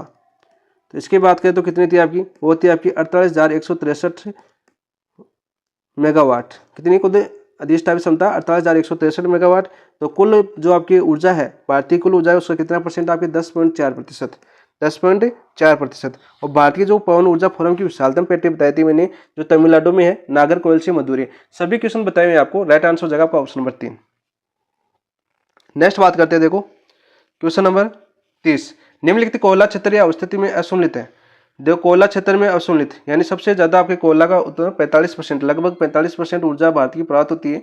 भारत की लगभग 45% ऊर्जा है वो कोयला से प्राप्त करता है। भारत किससे प्राप्त करता है? कोयला से। तो यहाँ पर देखो कौन सा असुलित है, यह मैं बताना था 30 में। कौन सा है भाई आपका? रानीगंज, पश्चिम बंगाल। तो बिल्कुल राइट है। रानीगंज कहाँ पर? आपका पश्चिम बंगाल में है। ठीक है, और आपका पहला रानीगंज में खोला गया था आपका जो आपका कोयला आधारित उद्योग है, वो रानीगंज में लगाया गया था, पश्चिम बंगाल। ठीक है, बहुत ही बार पूछा गया। नेवली आपका तमिलनाडु में, बिल्कुल राइट। संगरेनी, देखो संगरेनी आपका उड़ीसा के अंदर नहीं है, संगरेनी आपका कहाँ पर? आपका मैंने बताया था आपको तेलंगाना में। कहाँ पर बताया था मैंने? तेलंगाना में। तो यहाँ पर उड़ीसा के अंदर नहीं है, ये आपका गलत हो जाएगा। चांदा और वर्धा, वर्धा तो आपको जो 1919 वर्धा का अधिनियम, ठीक है, महाराष्ट्र, ऐसे याद कर सकते हो आप। तो ऑप्शन नंबर 4 बिल्कुल राइट है। यहाँ पर असंगत पूछा, असम्मिलित पूछा, तो ऑप्शन नंबर 3 आपका असम्मिलित हो जाएगा। तेलंगाना राज्य में स्थित है आपका। कौन से में? तेलंगाना राज्य में स्थित है आपका संगरेनी। 2 है, एक सिंगरौली है। सिंगरौली आपका एमपी के अंदर है। सिंगरौली है वो कहाँ पर? आपका एमपी के अंदर है।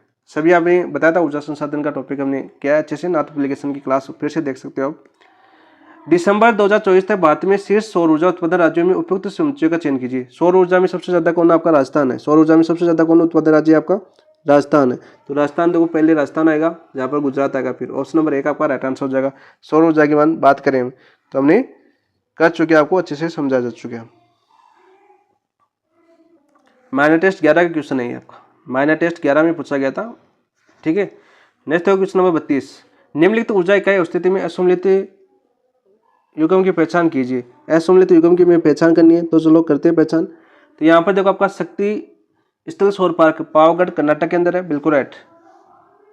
केगा नाभिकीय ऊर्जा के अंदर कर्नाटक में, बिल्कुल राइट। तातापानी भूतापी ऊर्जा, देखो भूतापी ऊर्जा संयंत्र छत्तीसगढ़ में। इसके अलावा जो भूतापी ऊर्जा है ना, हमने पढ़ा था सबसे ज्यादा आपकी है कौन सी? आपकी पुंगा घाटी, पुंगा घाटी लद्दाख के अंदर। और आपके सेकंड ग्रेड में बार बार क्वेश्चन पूछा जाता है, मैंने बताया था मणिकरणन, मणिकरणन, ये आपके हिमाचल प्रदेश में, जो सेकंड ग्रेड में कम से कम 5 से 6 बार रिपीट हो चुका है। मैंने आपको आराम से आसानी से बताया था, आपको मणिकरण याद कर लेना। ठीक है, एक उत्तराखंड के अंदर है। भूतापी ऊर्जा की बात करें, और सर्वाधिक भूतापी ऊर्जा मैंने ये भी बताया था कि विश्व के अंदर सर्वाधिक भूतापी ऊर्जा का उत्पादन करता है आपका अमेरिका। विंझिंग ज्वारीय विद्युत संयंत्र, तो विंझिंग ज्वारीय विद्युत संयंत्र आपके कहाँ पर? आपका कर्नाटक में, सॉरी केरल के अंदर। कहाँ पर? आपके केरल में। और ये आपका भारत का पहला है, भारत का पहला। ठीक है, कितनी मेगावाट ऊर्जा उत्पन्न हो रही है ऐसी? 150 मेगावाट। मैंने ऐसा नहीं समझा था आपको? अरे मैंने ये बताया था कि ज्वारीय ऊर्जा है, सर्वाधिक मैंने बताया था ज्वारीय ऊर्जा के बारे में नहीं जानते। ज्वारीय ऊर्जा के बारे में मैंने समझा था, ये भारत है आपका सर्वाधिक। ये क्रम भी पूछा गया था आपका कलाम के अंदर, पूछा था कि सर्वाधिक ज्वारीय ऊर्जा उत्पादन होती है आपकी खंबाती खाड़ी। ठीक है, फिर क्रम पूछा था, फिर कच्छ का रन, और फिर तीसरा था आपका बंगाल की खाड़ी। याद कर लेना, मुझे याद है तो आपको तो याद ही होना चाहिए, बंगाल की खाड़ी। एक क्रम पूछा था, सर्वाधिक ज्वारीय ऊर्जा की संभावना आपकी खंबाती खाड़ी है यहाँ पर आपका। ठीक है, ज्वारीय ऊर्जा का मतलब कि आपका जो समुद्र की तरंगे आती है ना, समुद्र की तरंगे और फिर धरातल पर आती है ना, समुद्र की तरंगों से जो ऊर्जा उत्पन्न होती है, यानी इधर से तीव्र गति से समुद्र की तरंगे आती हैं। और फिर आपका एक ये भी क्वेश्चन पूछा था कलाम ने, यहाँ पर जो मिट्टी के अंदर जो आपकी ये मिट्टी के ऊपर जल की तरंगे आती है ना, इस मिट्टी को क्या बोलते हैं? ये क्वेश्चन भी माइनर टेस्ट में आया हुआ है, देख लेना फिर से। माइनर टेस्ट है, यदि आपने अच्छे से एनालिसिस नहीं किया है तो फिर से कर लेना। और फिर मैंने बताया था आपका पहला आपका ज्वारीय ऊर्जा संयंत्र केरल में स्थापित किया गया, 150 मेगावाट का है, और भारत का पहला है विंझिंग ज्वारीय विद्युत संयंत्र। तो राइट आंसर क्या हो जाएगा? सम्मिलित युग्म की पहचान करें तो ऑप्शन नंबर 4 आपका राइट आंसर हो जाएगा। इंपॉर्टेंट है और बार बार पूछा जा सकता है, आपके सेकंड ग्रेड में पूछा जा सकता है। अभी 33 देखिए, सूची फर्स्ट को सूची सेकंड में सम्मिलित कीजिए तथा नीचे दिए कोड में सही उत्तर का चयन कीजिए। देखो बहुत ही शानदार तरीके से महासागर के क्वेश्चन अभी हमने पढ़ा है, जस्ट कुछ दिनों पहले आपके महासागर 2-3 दिन पहले पढ़ा हमने। टेलीग्राफ का पठार मैंने बताया था उत्तरी अटलांटिक में, जो आपके यूरोप को अमेरिका महाद्वीप से जो आपकी केबलें बिछाई गई थी, उन सर्वप्रथम टेलीग्राफ 1700 कुछ था या 1800 कुछ, यानी उसके अंदर आपकी जो टेलीग्राफ की आया था, तो उसे टेलीग्राफ का पठार बोला जाता है उत्तरी अटलांटिक। तो A3 के अंदर है, तो A3 में यही है, तो ऑप्शन नंबर 2 आपका राइट आंसर हो जाएगा 33 का। ऑप्शन नंबर 2 राइट आंसर हो जाएगा। देखो कोरल सागर याद कर लेना, कोरल सागर में आपके तो परवाल भित्ति के लिए जाना जाता है। किसके लिए? आपके परवाल भित्ति के लिए। अच्छे से मैंने बताया था ग्रेट बैरियर रीफ, आपको पता है ना, great barrier reef, barrier reef के बारे में आपने सुना होगा। अपने पानी का जो बगीचा बोला जाता है, जो आपके मैंने टेस्ट में बहुत बार आया था, तब मैंने बताया था ये आपकी दक्षिण जो प्रशांत महासागर है, प्रशांत महासागर में कोरल सागर के अंदर स्थित आपकी ग्रेट बैरियर रीफ। ठीक है, तो यहाँ पर क्या आ जाएगा? दक्षिणी प्रशांत में 4 आ जाएगा। ठीक है, दक्षिणी सैंडविच खाई, तो दक्षिणी सैंडविच खाई आपके दक्षिणी अटलांटिक में। ठीक है, देखो दक्षिणी अटलांटिक की बात करें 3 खाई आपकी। देखो एक तो रोमांस से खाई है आपकी, रोमांस से खाई, एक आपकी पीटो रिको खाई, सभी बताए मैंने, पीटो रिको खाई ऐसी आपकी, ये तो आपके उत्तरी अटलांटिक में। पीटो रिको खाई तो कौन सी में? आपकी उत्तरी अटलांटिक के अंदर है। रोमांस से खाई आपके भूमध्य रेखा के ऊपर है, भूमध्य रेखा के ऊपर। ठीक है, और आपकी जो सैंडविच खाई है ये आपके दक्षिणी अटलांटिक में सैंडविच खाई। सभी अच्छे से करवाए भाई, देखना आपकी इच्छा है, एमसीक्यू आपकी इच्छा है, करना है कि नहीं करना है। जितने संसाधन थे उस संसाधन में भी आपको बहुत ही अच्छे कंटेंट करवाने की कोशिश की गई है, देख सकते हो। मेडागास्कर की बात करें, मेडागास्कर आपके हिंद महासागर में स्थित है। हिंद महासागर का सबसे बड़ा द्वीप, हिंद महासागर का सबसे बड़ा द्वीप, सबसे बड़ा द्वीप। बहुत ही शानदार तरीके से आपको ये सभी चीज़ें समझाई हुई है, इसलिए मैं थोड़ा सा जल्दी कर रहा हूँ। ठीक है, फिर भी मैंने आपको वापस रिवीजन करवाने की कोशिश की है, फिर भी आप देख सकते हो। बाकी नाथ पब्लिकेशन के एमसीक्यू देखना बहुत ही अच्छे शानदार से, नाथ कलाम के पेपर वापस देख लेना। मैंने टेस्ट 9, 10, 11 तो बहुत ही शानदार तरीके से आपको मैंने ये करवाया है। 34 देखिए, निम्नलिखित पर विचार कीजिए। चलो विचार करते हैं। 34 के अंदर हिंद महासागर के क्षेत्रफल में विश्व का दूसरा सबसे बड़ा, देखो हिंद महासागर की बात करें, विश्व का तीसरा सबसे बड़ा महासागर है, तीसरा है। तो बात करें तो सर तीसरा, तो पहले कौन सा आपका? देखो पहला आपका प्रशांत, आपका कौन सा? आपका प्रशांत, लगभग 16 पॉइंट कुछ करोड़ वर्ग किलोमीटर क्षेत्र में फैला हुआ है। दूसरा आपका अटलांटिक महासागर, कौन सा? आपका अटलांटिक महासागर। सर आपने ये भी बताया था अटलांटिक महासागर भी, बिल्कुल है। तीसरा मैंने बताया था हिंद महासागर, देखो हिंद महासागर बताया था मैंने, बताया कि नहीं बताया? ये आपका 8 पॉइंट कुछ है, ये आपका 7 पॉइंट कुछ है। और फिर चौथा बताया था मैंने दक्षिणी महासागर, कौन सा बताया था? दक्षिणी महासागर। ठीक है, फिर 5वां मैंने बताया था आपका आर्टिक महासागर, आर्टिक महासागर। बहुत ही शानदार तरीके से क्रम में आपको याद करवाया था। देखो आप तो तीसरा है, बिल्कुल राइट, तो ये आपका गलत हो जाएगा, पहला गलत हो जाएगा। ठीक है, पनामा नहर कैरिबियन सागर को प्रशांत महासागर से जोड़ती है, बिल्कुल कैरिबियन सागर को प्रशांत महासागर जोड़ती है पनामा नहर, बिल्कुल राइट। देखो आपका मैंने बताया था, ये आपका उत्तरी अमेरिका महाद्वीप है, ये आपका दक्षिणी अमेरिका महाद्वीप है, इन दोनों के बीच में यहाँ पर आपको केस जो आपका कैरिबियन सागर है उसको प्रशांत महासागर से जोड़ती है। इधर प्रशांत महासागर है, इधर आपका अटलांटिक महासागर भी आ सकता है, तो ये आपको बिल्कुल राइट है। पृथ्वी के लगभग 73% भूभाग पर महासागर स्थित है। बहुत ही शानदार तरीके से आपको बताया था 73% भूभाग पर आपकी क्या आपका क्षेत्रफल पूछ ले तो लगभग 32 करोड़ वर्ग मिलियन ऐसी स्थित आपका 32 करोड़, याद कर लेना। तो राइट आंसर के देखो क्या हो जाएगा? सत्य की बात करें तो 2 और 3 सत्य हैं, तो राइट आंसर 2 और 3 कौन से में? आपके ऑप्शन नंबर 4 आपका राइट आंसर हो जाएगा, और पहला गलत हो जाएगा। हिंद महासागर जो तीसरा है, एकमात्र महासागर है जिसका नाम एक देश के ऊपर है, यानी इंडियन बोलते हैं इसको, ए देश यानी INDIA, इंडिया के ऊपर है। ठीक है, एकमात्र महासागर जिसका नाम हिंद महासागर है। फिर देखो हमने कटक वगैरह पढ़े थे, कौन सा कटक कौन से में? प्रशांत महासागर की आकृति त्रिभुजाकार है। ठीक है, और अपने हिंद महासागर में जो कटक है उल्टे वाई के समान है, कैसे समान? आपके उल्टे वाई के समान आपका कटक है। सभी शानदार तरीके से आपको समझा गया, एमसीक्यू के माध्यम से आपको पढ़ाया गया, बहुत ही नवीनतम पैटर्न के आधार पर एमसीक्यू के साथ करवाया गया। देखने की इच्छा आपकी, आपने देखा नहीं है तो आपकी गलती है। नेक्स्ट है क्वेश्चन नंबर 35, निम्नलिखित में से कौन सा आंतरिक सागर या लवणता में नहीं है? मर्त सागर की बात करते हैं। देखो मर्त सागर की बात करें तो 238% लवणता पाई जाती है। ठीक है, और एशिया महाद्वीप का सबसे निम्नतम बिंदु आपको मर्त सागर ही। काराबोस की खाड़ी 170%। ठीक है, ग्रेट सोल्ट झील आपकी, ग्रेट सोल्ट झील है वो आपकी कहते हैं 220%, और वोन झील है सर्वाधिक लवणता इसमें पाई जाती है, सर्वाधिक लवणता वाली झील, सर्वाधिक लवणता वाली झील। बताइए, यहाँ पर 230% गलत दे रखा है, ऑप्शन नंबर 4 आपका राइट आंसर। लगभग 330% है, कितने आपके? 330%। ठीक है, वॉन झील की, याद रखना लगभग 330% 230 नहीं है, गलत हो जाएगा। ऑप्शन नंबर 4 बहुत ही शानदार तरीके से सभी चीजें आपको समझाई हुई है पहले से। नेक्स्ट है क्वेश्चन नंबर 36, भूमध्य रेखा और ग्रीनविच रेखा, भूमध्य रेखा और ग्रीनविच रेखा एक दूसरे को किस महासागर में मिलती है? आपकी प्रशांत महासागर में, अंध महासागर में। अंध महासागर का मतलब आपका अटलांटिक महासागर, अटलांटिक महासागर का उपनाम क्या आपका? अंध महासागर, याद ना, हिंद महासागर या आर्टिक महासागर। तो 36 में राइट आंसर क्या हो जाएगा आपका? अंध महासागर में मिलती है आपकी भूमध्य रेखा और ग्रीनविच रेखा एक दूसरे को महासागर में काटती है, वो आपकी काटती है कौन सी? आपकी अटलांटिक महासागर में या अंध महासागर में। ऑप्शन नंबर 2 आपका राइट आंसर हो जाएगा 36 का, पहले भी बता चुका हूँ। नेक्स्ट है क्वेश्चन नंबर 37 देखते हैं, अधोलिखित पवन प्रकृति में कौन सा सम्मिलित नहीं है? कौन सा सम्मिलित नहीं है? ठीक है, बताते हैं भाई। आपकी 37 के अंदर देखो, शिराको गर्म शुष्क हवा है, बिल्कुल राइट। खमशीन आपकी शीतलन पवन नहीं है, आपकी गर्म पवन है। आपकी खमशीन कैसी पवन आपकी गर्म पवन है। परसों पढ़ा हमने, खमशीन गर्म है और आपकी मिस्र देश में प्रभावित होती है। कौन सी में? आपकी मिस्र में। ठीक है, मिस्ट्रल आपकी अति शीतलन ठंडी हवा है। मिस्ट्रल आपकी हमने देखा था आपका स्पेन और फ्रांस के बीच में। फोन आपकी गर्म हवा है। ठीक है, फोन भी आपकी स्विट्जरलैंड है, आपकी स्विट्जरलैंड है, वहाँ पर आपकी फोन हवा बहती है। आपकी अलास्का में भी आपकी फोन बहती है आपकी। तो ये सभी चीज़ें देखी थी हमने, शिराको भी देखी थी हमने, अफ्रीका महाद्वीप में देखी थी शिराको गर्म हवा। तो राइट आंसर कौन सा हो जाएगा आपका? ऑप्शन नंबर 2 आपका राइट आंसर हो जाएगा, जो सम्मिलित नहीं है, खमशीन।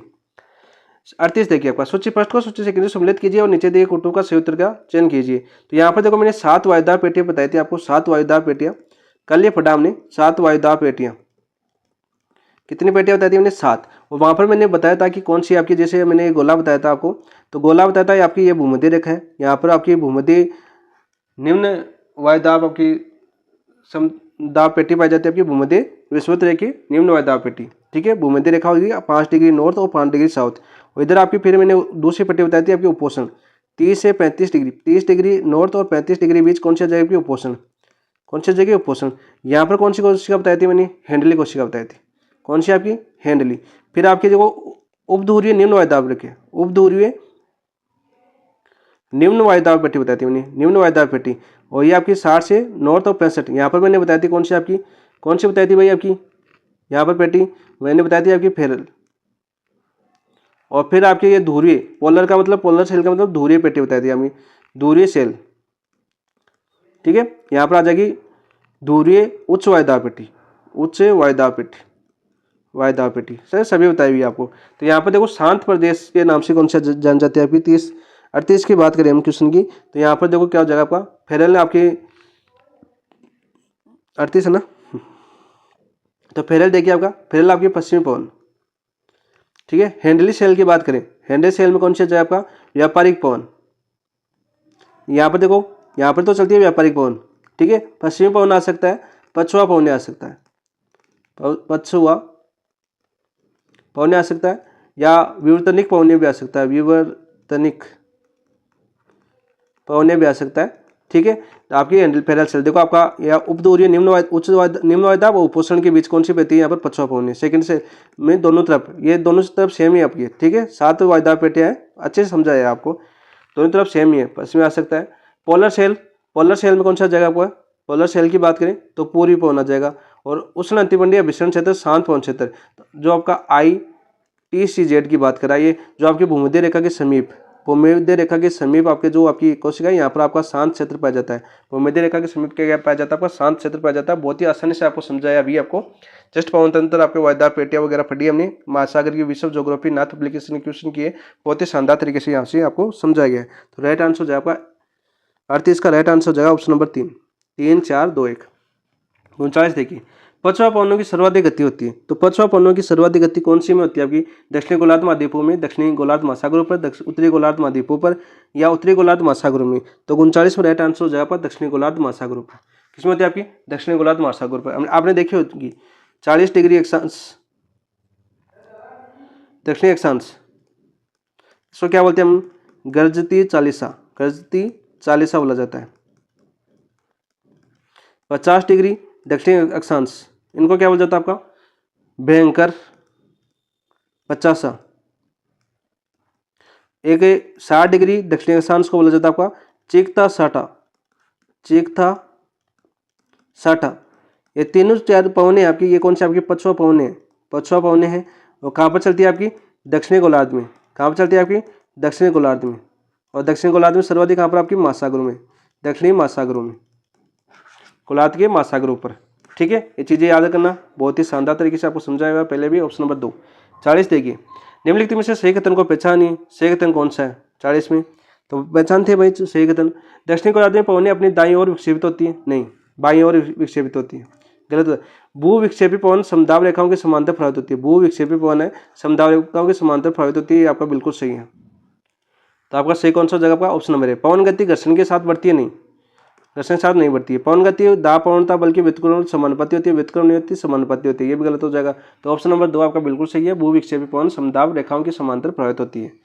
नेक्स्ट बात करते हैं क्वेश्चन नंबर 41, निम्नलिखित क्षेत्रीय दाब कटिबंधों का सही अनुक्रम। देखो दाब कटिबंधीय क्षेत्रों का सही अनुक्रम कल ही मैंने आपको समझा था, सातों वायु दाब पेटियां बताई थी। ठीक है, कोड का प्रयोग कर सही उत्तर का चुनाव कीजिए। तो सबसे पहले कौन सी आएगी आपकी विश्वत। ठीक है, सबसे पहले कौन सी आएगी विश्वत। 2 देखो आपका, तो ये 2 को काट दो, ये क्वेश्चन रिपीट हुआ आपका, रिपीट क्वेश्चन ही आपका कल भी करवा दिया मैंने। फिर आपके मैंने क्या पढ़ा, विश्वत के ऊपर आपका उपोषण, कौन सी पढ़ी हमने, उपोषण उच्च वायु दाब पेटी।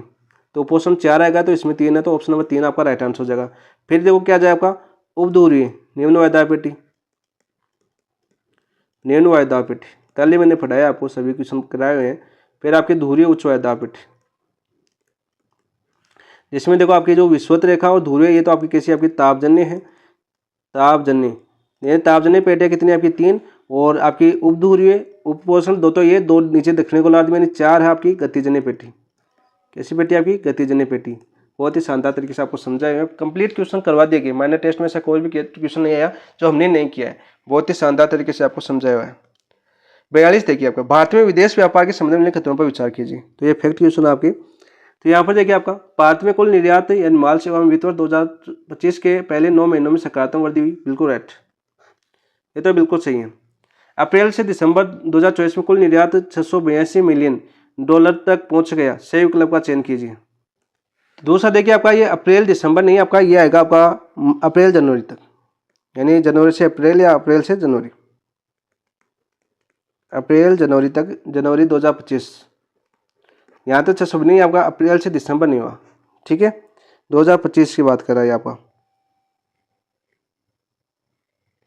अवधि गलत दे रखी है, बाकी 682 मिलियन तो सही है। तो आपका ऑप्शन नंबर 1 आपका सही होगा। नेक्स्ट है क्वेश्चन नंबर 43, फैक्ट क्वेश्चन है सभी। अप्रैल दिसंबर 2024 के दौरान विभिन्न क्षेत्रों में निर्यात में हुई साल दर वृद्धि में किस क्षेत्र में सर्वाधिक 28.6% वृद्धि हुई। दवा एवं फार्मास्यूटिकल्स में, इलेक्ट्रॉनिक सामान में, इंजीनियरिंग सामान में, कपड़ा के अंदर। तो 43 का आंसर कलाम ने नहीं दिया है। ठीक है, यानी क्वेश्चन डिलीट समझ लेना आप, डिलीट। नेक्स्ट देखो बात करते हैं 44, वित्त वर्ष 2025 में भारत द्वारा सर्वाधिक निर्यात किस क्षेत्र से किया गया। तो वित्त वर्ष 2025 में भारत द्वारा सर्वाधिक निर्यात किस देश को किया है, यानी निर्यात यानी सामान बेचा है, तो किस देश से किया आपका, चीन, यूएई, जापान या यूएसए। तो 44 में राइट आंसर हो जाएगा यूएसए यानी अमेरिका से। नेक्स्ट बात करते हैं क्वेश्चन नंबर 45, निम्नलिखित कथनों पर विचार कीजिए। चलो करते हैं विचार। वर्ष 2026 तक भारत का B2C ई कॉमर्स बाजार 150 बिलियन अमेरिकी डॉलर होने की उम्मीद है, बिल्कुल सही है आपका। भारत का ई कॉमर्स बाजार वैश्विक ई कॉमर्स बाजार का लगभग 1.5% हिस्सा रखता है, बिल्कुल राइट। जो भारत का बाजार है, जो ई कॉमर्स है बाजार, वैश्विक ई कॉमर्स बाजार का लगभग 1.5% हिस्सा रखता है, बिल्कुल राइट बात है। वर्ष 2026 तक भारत का जो बिजनेस टू कॉमर्स है, ई कॉमर्स की बात करें हम, तो 150 बिलियन अमेरिकी डॉलर होने की उम्मीद है। तो दोनों कथन सत्य है, तो राइट आंसर क्या हो जाएगा, दोनों कथन सत्य हो जाएंगे। ऑप्शन नंबर देखो ए और बी सही है, ऑप्शन नंबर 3। नेक्स्ट देखो 46, भारत में ट्रेड कनेक्ट ई प्लेटफॉर्म के संदर्भ में निम्न कौन सा सही नहीं है, कौन सा सही नहीं है। 46 में ये देखना में, इस मंच की स्थापना विश्व बाजार में भारत का हिस्सा बढ़ेगा, बिल्कुल। ऑनलाइन वीडियो कॉन्फ्रेंस के माध्यम से ये हमारे आयातकों को त्वरित सूचना प्रदान करेगा, नहीं। तो ये आपका सही नहीं है, ऑप्शन नंबर 2। ये निर्यातकों को नए बाजार को जोड़ने में मदद करेगा, बिल्कुल राइट। ये भारतीय निर्यातकों के लिए विश्व बाजार में अवसरों की पहचान बनेगा, बिल्कुल राइट। लेकिन ये आपके ऑनलाइन जो वीडियो कॉन्फ्रेंस के माध्यम से हमारे आयातकों को त्वरित सूचना प्रदान नहीं करेगा ये। तो ऑप्शन नंबर 2 आपका असंगत हो जाएगा, गलत हो जाएगा, सही नहीं है। 47 देखिए आपका, 47 क्या दे रखा है हमें, नीचे 2 कथन दिए हुए हैं ए और बी। MSME के पंजीकृत करने की प्रक्रिया को सरल बनाने और व्यापार करने में सुगमता लाने के लिए जुलाई 2020 में लॉन्च किया गया। ठीक है, कौन सा किया गया आपका, औपचारिक सूक्ष्म उद्योगों को औपचारिक बनाने के लिए सरकार ने CDP के सहयोग से लॉन्च किया, सही विकल्प की। तो ए आ जाएगा आपका उद्यम पंजीकरण पोर्टल और 2 आ जाएगा आपका उद्यम सहायता मंच। ऑप्शन नंबर 4 आपका राइट आंसर हो जाएगा। क्या हो जाएगा? Option number 4। नेक्स्ट बात करते हैं 48। किसी सार्वजनिक क्षेत्र के उपक्रम में इक्विटी के विक्रय की प्रक्रिया कहलाती है। कोई सार्वजनिक क्षेत्र है उसमें उपक्रम में इक्विटी विक्रय की प्रक्रिया क्या कहलाती है? निवेश कहलाती है, उदारीकरण कहलाती है, विनिवेश कहलाती है, विनिमय कहलाती है। तो 48 में राइट आंसर हो जाएगा आपका विनिवेश कहलाती है। निम्नलिखित कथनों में से असत्य कथन का चयन कीजिए। असत्य कथन कौन सा आपका 49 के अंदर ये देखना है। भारत विश्व का चौथा सबसे बड़ा चिकित्सा उपकरण बाजार है। मैंने जेनेरिक दवाइयों का आपका क्वेश्चन आया था आपका, तो मैंने आपको आराम से समझाया था इस क्वेश्चन को। तो चौथा नहीं है आपका, तीसरा है। तीसरा सबसे बड़ा चिकित्सा उपकरण बाजार है। तो असत्य कौन सा हो जाएगा आपका? ऑप्शन नंबर 1 ही आपका असत्य हो जाएगा। ठीक है। बाकी अक्टूबर 2023 में केंद्रीय औषधि मानक नियंत्रण संगठन ने भारत में पहली स्वदेशी रूप से विकसित CAR-T सेल थेरेपी मंजूरी दी। बिल्कुल राइट। वित्त वर्ष 2023 में फार्मास्यूटिकल औषधीय वनस्पति उत्पादन उद्योग का कुल उत्पादन स्थिर कीमतों पर 4.56 लाख करोड़ पहुंच गए। बिल्कुल राइट। इस आंकड़े को याद करना भाई। भारत वैश्विक चिकित्सा उपकरण बाजार का अनुमानित 1.5% हिस्सा रखता है। अभी आया था पीछे 1.5% हिस्सा रखता है। बिल्कुल राइट। तो असंगत कौन सा हो जाएगा? ऑप्शन नंबर 1 तीसरा सबसे बड़ा चिकित्सा उपकरण बाजार है। वैश्विक नवाचार सूचकांक 2024 में भारत का स्थान। वैश्विक नवाचार सूचकांक में भारत का स्थान कौन सा आया था भाई? 39वां आया था, 81वां आया था, नहीं 45वां, नहीं तो 52वां। कौन सा आया था? 52वां। ये थे आपके आज के 50 क्वेश्चन मेजर टेस्ट 3 के। बहुत ही अच्छे से एनालिसिस करने की कोशिश की गई। मेजर टेस्ट 3 की बात करें, 50 क्वेश्चन कल करेंगे, बहुत ही शानदार तरीके से समझेंगे अगले वाले क्लास को भी। ठीक है। और ये भी आज फास्ट करवाने की कोशिश की गई। ठीक है। बिना मतलब पूरे पहले करवा चुके लगभग क्वेश्चन की बात करें, जैसे वैश्विक व्यापार के क्वेश्चन वो नवीनतम फैक्ट के आधार पर बनते हैं। तो 2-3 क्वेश्चन तो आपके वैसे पहले माइनर टेस्ट में आ गए, वो आपके रिपीट है। 2-3 क्वेश्चन आपको यहाँ पर नए क्वेश्चन देखने को मिले। बाकी सभी क्वेश्चन मैंने आपको करवा दिए। कैसी लगी क्लास आप कमेंट में बताना। ठीक है दोस्तों, इसके साथ इस क्लास समाप्त करते हैं। थैंक यू, धन्यवाद। कल फिर से मिलेंगे 51 से 100 को लेकर।